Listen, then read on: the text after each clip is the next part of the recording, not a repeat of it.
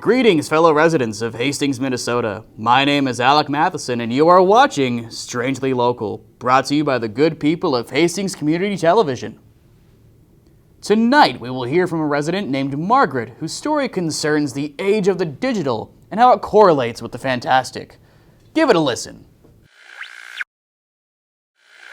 My daughter and I moved to part of town recently. It was a sudden move and a lot of work had to be done as we took everything from the old place into the new place.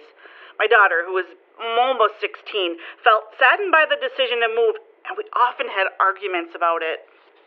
The old place sounds like it was very special to your daughter. Indeed it was. She grew up in it. It was hard to let go, but in the end she ended up agreeing with me that it was time to move on. Since her father passed away some few years ago, the monthly bills have been hard to keep up on, and the place has deteriorated to the point where getting everything spruced up would cost a fortune. The first few days started out fine. In addition to the stress of a new home, it's a new school year for my daughter, and new school years can be very difficult. One night after work, I came home, and I found my daughter at the kitchen table surrounded by a messy pile of books and pens and paper. It was like a twister had formed inside the kitchen. She was tired and overwhelmed by it all, and she began to cry, and we had to talk about it. I told her change is hard, but it takes time. I apologized to her for pushing so much onto her, and that night we ordered pizza from her favorite place, and that made her happy. In the days that followed, her attitude was more positive, and she'd climbed out of a cave and into the sunlight. And day off from work last week, I saw her come home from school, and as she stepped foot into the house, she was glued completely to her phone in a zombie-like trance. I said, "Hello, honey," but did not hear back, so I said it again, and then a third time. I entered her room, and I found her crouched down on her bed, backpack lying on the floor. I accidentally bumped into it, hurt just a tad. This actually alerted my daughter, so then we finally had a conversation. I started off with the usual, like, "How was your day?" and "How was school going?" "Fine," was both of her responses. And then my last question, what was she looking at on her phone? "Nothing unusual," she responded. I assumed she was on Facebook. She said no. And then I asked if she was on Instagram, and she said no. TikTok? No. Snapchat? No. I asked about the application, to which she presented it to me, the user interface. It had no name, but rather just a symbol. Could you make out the symbol? It was the most unusual-looking symbol I had ever encountered in recent memory. I never saw it anywhere, till that very day. My daughter said some kids from school told her about it. I left it at that and went to go get dinner started. Besides dinner, my daughter was up in her room all evening, glued to that screen of her phone. It wasn't really my business, but I couldn't help but be curious as to what my child was looking into.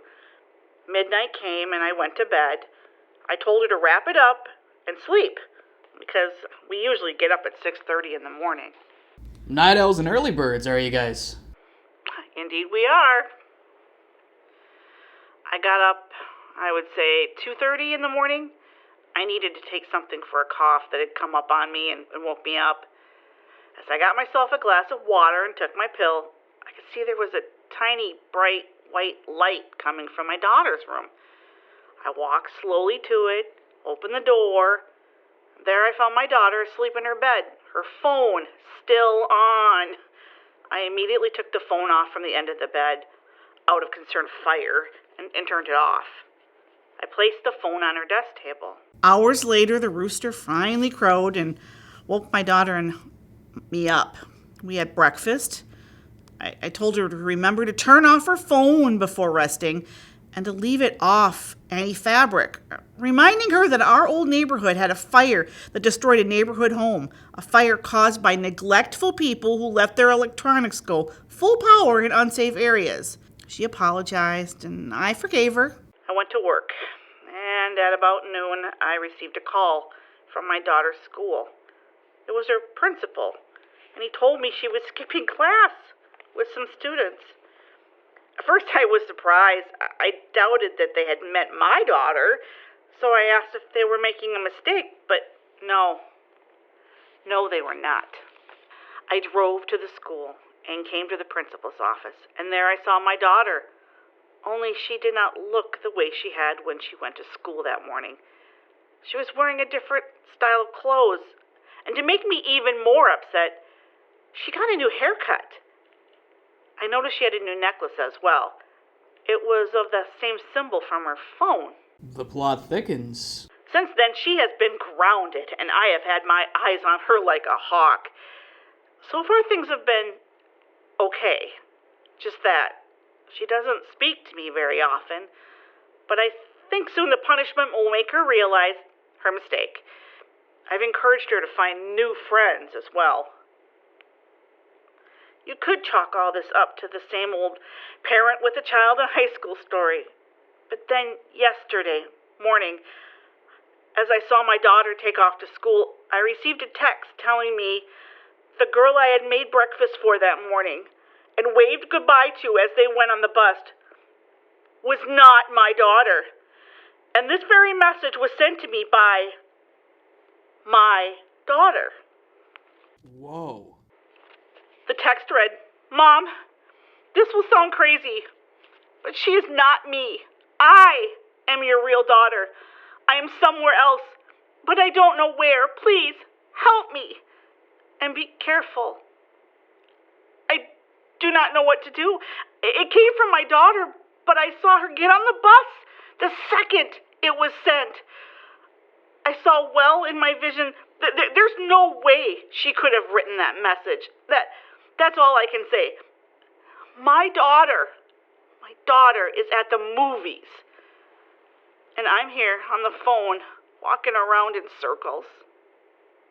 Well, thank you for sharing, Margaret, and happy Halloween. Thank you. My friends, we live in uncertain times, made more uncertain by coexisting in the age of the digital. Is the fear of our guest believable or not? Either way, it certainly is strange. Thank you all for tuning in this week. We will be back next week. Till then, Hastings, keep things strange.